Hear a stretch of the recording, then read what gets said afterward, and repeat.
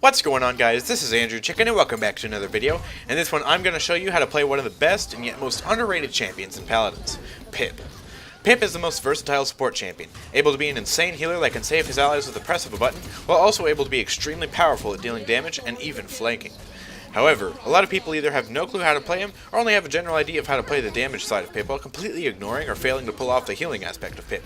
So I'm going to go over tips for how to play Pip as both a healer and a damage or flank champion in this video, including gameplay mechanics, talents, and loadout cards that you need to know for both playstyles. So without further ado, let's start off with how to play Pip as a healer. Pip's main job is to heal, which is something a good Pip player can pull off extremely well. With the Mega Potion talent, which is the only talent you want to use for healing because it doubles how powerful your healing potion is, Pip can bring any squishy champion back up to nearly full health, even if they're afflicted by Tier 2 Cauterize. It can also be a lifesaver to a tank on point, whose health gets jolted up by 2400, while the other tank is being healed for only slight tick healing by a Janus or Maldamba. But his healing potion can be a little tricky to use without practice, and there are two super important tricks that you can use that can make the potion much more powerful and reliable. The first of these tricks is that the potion can actually be detonated in midair. By activating the potion a second time after you've already thrown it, it can be detonated where it is in the air, which can prevent you from overshooting an ally if you're throwing it a long distance, or if you're trying to hit a flying Drogos. The second, lesser known aspect of the healing potion is that it can heal through walls and floors. So, if you're on Fish Market on one of the upper decks of the buildings and your tank needs healing below you, but you've got a Tyra standing near you that also needs healing, you can throw your potion at the floor and heal both if your potion has a big enough radius. With these two mechanics in mind, you can heal your allies through some really tricky spots that can potentially be life-saving for them, and that you wouldn't have been able to hit otherwise. This also allows Pip to not really need a direct line of sight to heal, which can allow him to hit heals from super far away that can really help a teammate finish an incoming enemy who overextended because they thought your ally was almost dead. As far as loadouts go, there are a few absolutely crucial cards you need to have at a high level in your loadout if you want to be a competent Pip. Reload at least level 4 is the most important card you can have in your loadout, because if you hit at least 2 allies with your potion, which isn't hard if you aim at the tanks or a few grouped up damages, you can have another healing potion up almost instantly. If you're healing the tank, you can give them 4800 health in under 2 seconds, which is more healing than some of them have in health. This can put Ceres to absolute shame, which makes Pip an exceptional healer if you have this in your loadout. The other important card that can make Pip a much more reliable healer is Medicinal Excellence, which increases the radius of your healing potion. This makes it much easier to heal multiple allies at a time, which is good for keeping them alive, but also features a reload card, so you can put out gobs of healing at a time.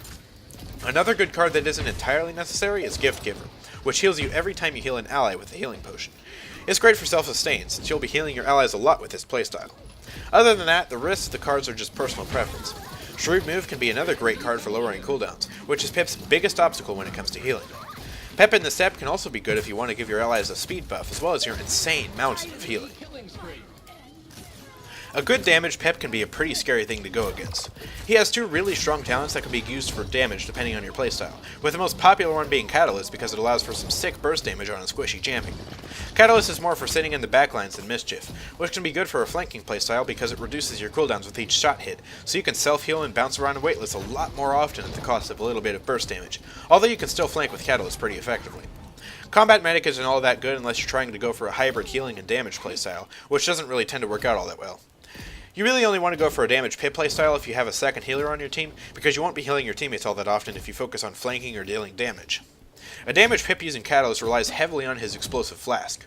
By throwing it onto an enemy and immediately holding fire, he can fire out a huge burst of over 1000 damage with the damage from both projectiles, and every weapon shot that he hits afterward deals 840 damage compared to the normal 600, which can allow him to shred through his target pretty quickly. However, you don't just want to use your Explosive Flask every time it's available. If you're trying to poke someone at a long distance, for instance, you probably don't want to use it because you're most likely not going to hit all of your shots, or hit an enemy consecutively from that distance after you've achieved the bonus damage. Using the Explosive Flask is best at mid to close range against one target, because you can focus them down and kill them pretty quickly, especially by jumping around them in weightless, which will make you harder to target and them easier to chase down. If you want to use Mischief and flank, it's basically the same concept, but you'll be a lot more mobile at the cost of the extra burst damage because of your cooldown reductions per shot that let you be in weightless more often. You want to consider your healing potion as a personal healer for flanking, and not one for allies unless they absolutely need it. If you're flanking someone and they're putting some heavy damage on you, just use your healing potion on yourself and finish them off. This can make him as annoying as Buck when he heals, but without all that waiting time that comes with recovering. Using Mischief will allow you to have your personal heal up a lot more often, which makes it more ideal for flanking in that matter. But if you choose Catalyst, it's still the same concept, you just won't be doing it as often. If you're in the backlines instead of flanking, you can still heal your allies, but if you need to heal more than they do, then you take the priority over them. The loadout cards you choose differ if you're going for a flanking playstyle compared to a damage one.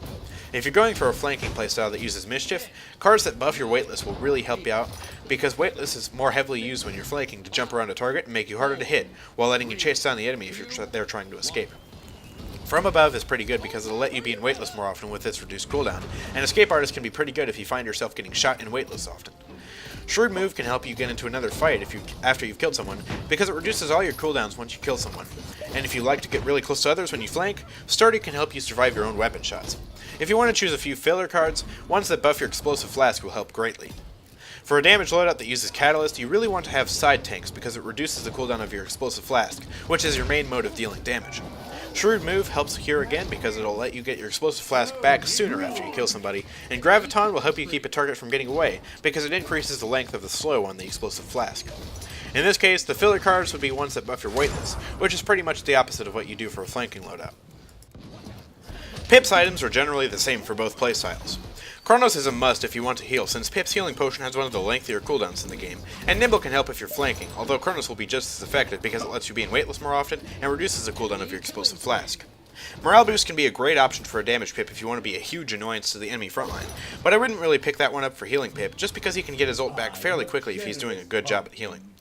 Cauterize is usually what you want to pick with Pip's weapon because it can be reapplied fairly easily with Pip's AoE potion launcher. The defense items are really just situational and depend on what's hurting your ability to heal the most, so pick up what counters your biggest problem for that match.